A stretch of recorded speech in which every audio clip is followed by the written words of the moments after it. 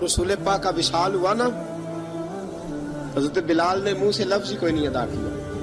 کسی نے اپنا دکھڑا کسی انداز میں سنا لیا. حضرت عمر نے کہا، جس نے کہا حضور وصال کر کے گردن اڑا دوں گا.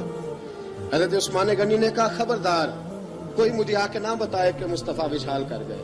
حضرت علی المرتضیٰ رضی اللہ تعالیٰ عنہ نے فرمایا، نہ بھائی میرے مصطفیٰ پر تو موت آتی ہی نہیں جس طرح آپ لوگوں پہ. سب لوگوں نے اپنے اپنے اظہار کر لیے نا، بلال نے کسی کو دکھ بتایا ہی نہیں. ایک کونے میں بیٹھ کے نا حضرت بلال اکیلے آنسو بہاتے رہے، کسی کو بتایا ہی نہیں، اکیلے روئے. ایک شخص کہنے لگا، یار بلال بولتا نہیں. کہا نہ بلاؤ اسے. عصر کی نماز کا وقت ہوا نا، تو وہ بلال جو کعبے کی چھت پہ بغیر سیڑھیوں کے چڑھ گیا تھا، وہ بلال جو کعبے کی چھت پہ بغیر کسی سہارے کے چڑھ گیا تھا، اس بلال کو کہا کہ بلال چڑھ ذرا، آذان پڑھ، مسجد کی چھت پہ چڑھ جا.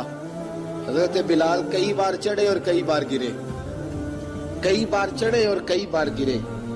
حضرت بلال حبشی رضی اللہ تعالیٰ نے آواز دی، کہا سلمان میری مدد کرنا، میری مدد کرنا. اب مجھ سے چڑھا نہیں جاتا، اب مجھ سے جایا نہیں جاتا. جناب سلمان فارسی نے بھی سوال نہیں پوچھا کہ بلال تو بیمار ہے، یہ نہیں پوچھا.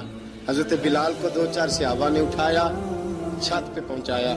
بلال نے اذان شروع کی. جب کہا نا اللہ اکبر اللہ اکبر، وہ آواز جس میں بڑا سوز ہوتا تھا، بڑی درد، بڑی بلندی ہوتی تھی، بڑا جوش خروش ہوتا تھا، آج وہ آواز دب گئی. جب بلال نے کہا نا اشہد ان لا الہ الا اللہ، حضرت بلال رضی اللہ تعالیٰ عنہ نے تھوڑی دیر روک کے سانس لیا. جب کہا نا اشہد ان محمد الرسول اللہ، جو سارے چپ کھڑے تھے نا، ان میں سے ایک بابا رو پڑا، جس کا نام ابو بکر صدیق تھا. جب حضرت ابو بکر صدیق کی آنکھ میں آنسو آیا تو حضرت بلال چھت کے اوپر زمین پہ گرے، زمین پہ گرے اور کہا ابو بکر یہ ڈیوٹی کسی اور کی لگا دے، یہ ڈیوٹی کسی اور کی لگا دے، اب میری روح اجازت نہیں دیتی، مصطفیٰ کریم کے بعد مجھ سے اذان نہیں پڑی جائے گی. آپ نے واقعہ سن رکھا ہے کہ ایک بار صحابہ نے بلایا، دوبارہ آئے، حضور خواب میں ملے. کہا بلال تو آتا کیوں نہیں؟ بلال چھوڑ کے چلے گئے تھے. فرمایا اب میرا یہاں دل نہیں لگتا. ملک شام کے شہر حلب میں چلے گئے تھے، چھوڑ دیا تھا مدینہ منورہ.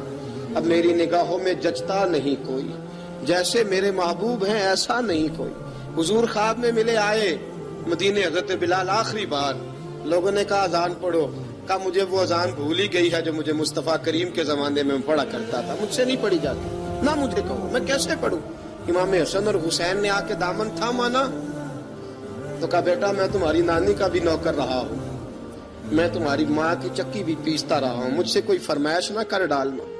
میں نے نوکری کی ہے، اور مجھے اگر اللہ نے توفیق دی تو میں تمہارے بچوں کے پیر بھی دھویا کروں گا. لیکن امام حسن رضی اللہ تعالیٰ عنہ نے فرمایا بلال ایک بار تو اذان سنانی پڑے گی. سنائی بلال نے اذان. کوئی گھر مدینے میں ایسا نہیں تھا جہاں سے رونے کی آواز نہ آئی ہو.